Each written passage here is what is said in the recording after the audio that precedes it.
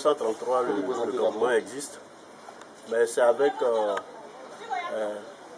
l'urbanisation de la ville d'Abidjan, avec les constructions anarchiques et le grand caniveau qui vient de la Palmeraie est saturé. Donc quand il y a un surplus d'eau, ça dépasse la voie, ça déborde la voie et ça déverse. Puisque nous sommes dans un bas-fond, l'eau déverse, ça vient de par Alpha, de par la Palmeraie et nous sommes submergés. Nous la quitte depuis, on a eu des pièces dans le quartier là même là, des pièces, des jambes, on dit à Bobo à Dokwa, à Bobo à Dokwa. On a ramassé des pièces, avec les cartes bancaires, tout ça. C'est pas à cause de nous, c'est nos grands-grands qui construisent ce caniveau là. Dans l'eau, il a habitué, il connaît sa route. Quand il n'y a plus de route comme ça là, il cherche autre route, c'est comme ça, ça vient dans les quartiers précaires. Chaque année, c'est comme un anniversaire que nous faisons. Chaque année, c'est à répétition. Toujours dans le mois de juin, nous sommes inondés. Donc c'est un problème récurrent auquel les autorités doivent prendre conscience et puis faire face. Et chaque année aussi, nous sommes menacés. Quelle année moi, depuis 89, je dis ça depuis 2000. Donc vous habitez ici depuis 89, oui. Mais c'est depuis 2000 que ça a commencé ça a commencé avec les constructions et autres. Des autres quartiers. C'est ce caniveau même, ils ont construit. Donc même les boss même là, eux-mêmes cette année-là, ils ont vu. Ils n'ont pas besoin même de dire que c'est nous, on est dans le quartier précaire. Les boss qui sont dans le quartier en haut là-bas, là, c'est dans le quartier précaire eux aussi qui pour arriver là-bas. Cette fois-ci, bon, au début, ça a commencé par chose. Quand la saison pluvieuse a commencé, ça a commencé par Alpha, le coin de choses. Les chevaux, au niveau d'Alpha. Et chaque fois, ça déversait au niveau de la pharmacie du rond-point là. Mais ça n'arrivait pas ici. Donc jusqu'à avant-hier là, avant-hier nuit. Vers quelle heure? Ça a commencé, la pluie a commencé vers 19h. Il faut dire le matin même jusqu'à, il pleuvait un peu. Jusqu'à 3h du matin, moi-même j'étais dans la maison. Quand on a frappé à la porte, j'étais déjà submergé. Je ne pouvais plus sortir. Vous étiez coincé dans la maison? Voilà, on était coincé, il fallait... Heureusement, j'avais un lit superposé, donc on a mis les effets là-bas avec tous les enfants, on était perchés en haut. Et ça a mis même le matelas, le deuxième matelas qui est sorti.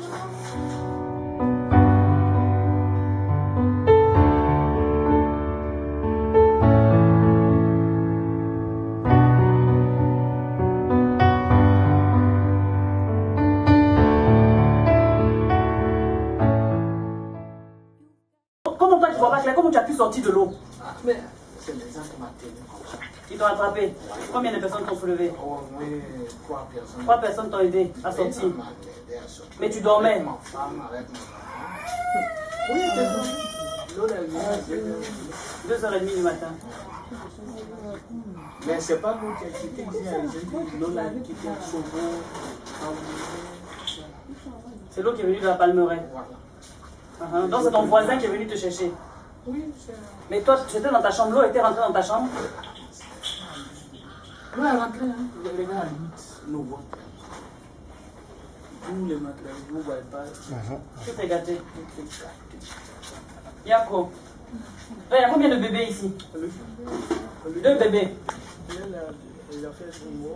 C'est des jumeaux. C'est des jumeaux. Et eux, leurs affaires, leurs biberons, tout ça c'est parti. Les couches des enfants, tout ça c'est l'eau a pris tout. Oui, tout a renversé, ouais. Je suis né en 67. 67. Et tu habites depuis 1967 dans le quartier? Oui. Voilà. Il n'y avait jamais inondation ici quand on était petit. Bien. D'après la construction, c'est ça. Là, maintenant, tout, il y a l'eau partout. L'eau, là, quand il pleut comme ça ne vient pas ici, mais ça quitte de l'autre côté pour venir. Dès que ça dit, chevaux, ça vient ici. Palmeraie vers le quartier. Geste aussi, tout cela. C'est de là-bas. C'est de là-bas ça vient. Ouais. Donc voilà, vous avez perdu bijoux, nourriture, gaz, tout. La nourriture est perdue. Voilà. Les matelas, les matelas.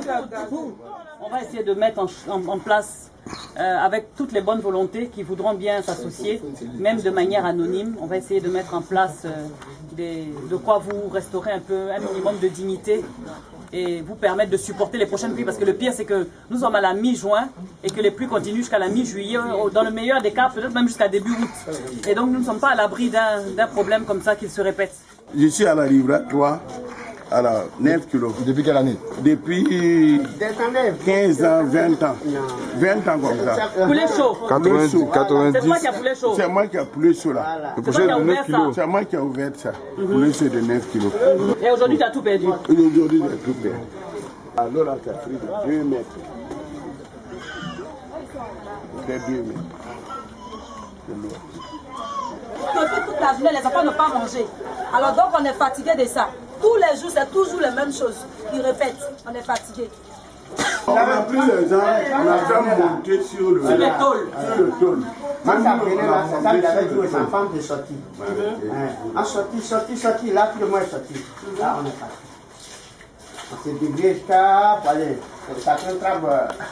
Mais l'eau n'a pas touché le courant, il n'y a pas eu d'électrocution. Bon, il y a eu, mais on n'a pas eu de dégâts. Sinon, l'eau est déplacée. En tout cas, voilà les limites de l'eau. On a compté aussi. Vous avez coupé les compteurs. Voilà, tu as la Vous voulez qui circulent dans le quartier? Mais des gens du quartier? Non, c'est pas les gens du quartier. Vous en avez attrapé? Non, on n'a pas attrapé. Vous avez dit on a vu d'autres, mais on n'a pas pu. Vous n'avez pas pu les rattraper. Ils ont fui avec les affaires. Au niveau du début de la rue Ministre. Donc nous longeons le canal, mais comme vous le voyez, on ne peut pas se douter que nous longeons un canal, puisque il a été obstrué par des dalles en béton, servant pour la plupart de parking pour les magasins ou les immeubles. Voilà. Donc là vous voyez, nous sommes à l'entrée du même canal.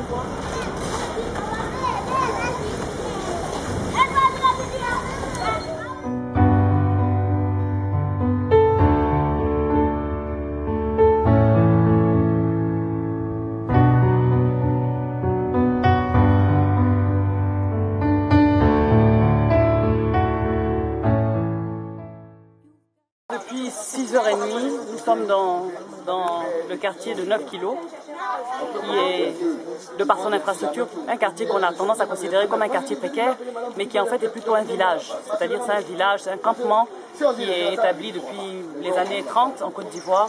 Un campement ou un village comme nous du Rogobité ou comme on pourrait considérer certains villages ébriés. Il ne s'agit pas réellement d'un quartier précaire. Ce village-là, depuis une dizaine d'années, comme les témoignages l'ont montré, est régulièrement inondé. Parce que tous les caniveaux en amont, c'est comme si c'était au centre d'une cuvette en fait. Et donc tous les caniveaux, tous les eaux de ruissellement que vous pouvez avoir en amont, tout se déverse dans ce village-là.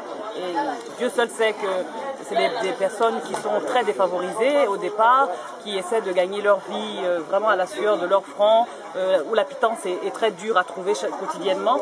Et donc ces personnes-là qui, parfois, au prix de nombreux efforts, arrivent à avoir un congélateur, un frigidaire, qui ne serait-ce que des vêtements pour pouvoir se rendre au travail. Chaque matin, toutes ces personnes-là ont perdu tout ce qu'elles ont eu à accumuler, le fruit de plusieurs années d'efforts. Il y a des murs qui sont tombés, il y a des personnes qui ont été obligées de fuir avec des enfants sur le dos, avec personnes âgées, avec personnes malades ou opérées. C'était le branle-bas de combat. Le problème, c'est que c'est le branle-bas de combat trop d'années. Il y a des constructions anarchiques partout. C'est à croire qu'il n'y a pas de direction de l'urbanisme à Cocody. Voilà. Nous sommes sur ce premier site-là. Nous allons aller ensuite à Bonouma, à Toban, à Anono. Nous allons faire le tour de Cocody. Mais il faut savoir que Cocody n'est pas la seule commune qui a été touchée par ces inondations. Marcory, Koumassi, Abobo, enfin vraiment Abidjan. Voilà. Alors, on n'a pas à déplorer de pertes en vie humaine. Cette fois-ci. Mais je serai quand même, et vous avec moi, très attristé de voir que la prochaine fois qu'on reviendra ici, ce sera peut-être pour justement consoler des familles éplorées. Donc, vous êtes près de 30 000 personnes à avoir cliqué like sur ma page Facebook, ma page officielle. Je vous demande aujourd'hui, à chacun d'entre vous, pas de l'argent bien évidemment, mais si 30 000 personnes, par un grand élan de solidarité, par une action citoyenne, si 30 000 personnes donnent qui un vêtement, qui un jouet, qui un sac de riz, c'est tous les Ivoiriens, tous les étrangers, tous les habitants de ces quartiers qui ont été touchés. Quartiers résidentiels parfois, quartiers précaires, ou comme ici, ce village de 9 kilos. c'est tous ces habitants-là qui comprendront que la Côte d'Ivoire, c'est aussi l'amour, que la Côte d'Ivoire, c'est aussi la fraternité. Il est très important que chacun d'entre vous fasse parler son cœur. Je sais que parfois, vous regardez ma page pour pouvoir critiquer. Je sais que d'autres aussi regardent ma page parce qu'ils apprécient ce que je fais comme action. Mais aujourd'hui, je suis à votre service, je suis à votre disposition. Ma permanence, c'est à Cocody, au niveau du lycée classique. Beaucoup d'entre vous la connaissent puisque je reçois les administrés tous les mardis après-midi et les jeudis après-midi, chaque fois que j'ai des demandes d'audience. Venez déposer vos dons. Accompagnez-moi sur le terrain. Venez déposer vos dons aux populations si vous ne voulez pas passer par moi parce que vous avez peur d'une récupération politique. Mais l'heure n'est pas à la politique, l'heure est à l'amour.